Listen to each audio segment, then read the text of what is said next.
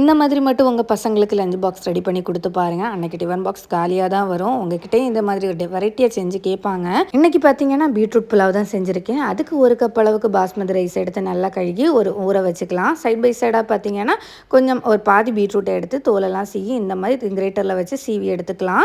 அதுக்கப்புறம் ஒரு குக்கரில் கொஞ்சமாக கீ ஆட் பண்ணிவிட்டு பட்டை, ஏலக்காய், கிராம்பு எல்லாமே ஆட் பண்ணிவிட்டு அதோட ஃப்ளேவர் எல்லாமே போனதுக்கப்புறமா பாதி வெங்காயம், பாதி தக்காளி எல்லாமே சின்ன சின்னதாக கட் பண்ணி அதையும் ஆட் பண்ணி நல்லா வசக்கிட்டு கொஞ்சமாக இஞ்சி பூண்டு பேஸ்ட்டு, நம்ம கட் பண்ணி வச்சுருக்க பீட்ரூட்டு எல்லாத்தையும் பச்சை வாசனை போகிறது வரைக்கும் மிக்ஸ் பண்ணி விட்டுக்கோங்க. அதுக்கப்புறம் மசாலாங்கிறது பார்த்திங்கன்னா சிக்கன் மசாலா, கொஞ்சமாக காஷ்மீரி மிளகாய் எல்லாமே 1/4 டீஸ்பூன் மட்டும் போட்டுக்கோங்க.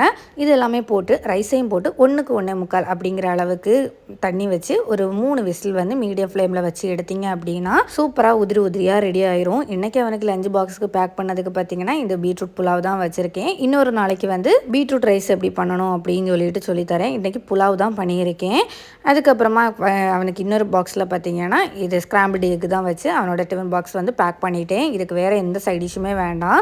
ரொம்பவே சூப்பராகவே இருக்கும். ஸ்நாக்ஸுக்கு பார்த்தீங்கன்னா அன்றைக்கி முறுக்கு இருந்துச்சு. சரி, அதை வச்சு இன்றைக்கி கொடுத்துடலான்னு சொல்லிட்டு அதையும் பேக் பண்ணி அவனுக்கு கொடுத்து விட்டாச்சு. உங்கள் பசங்களுக்கு நீங்கள் என்ன பேக் பண்ணீங்கன்னு கமெண்ட் பண்ணுங்கள். நம்ம வீடியோ பிடிச்சிருந்துச்சுன்னா சப்ஸ்கிரைப் பண்ணுங்கள்.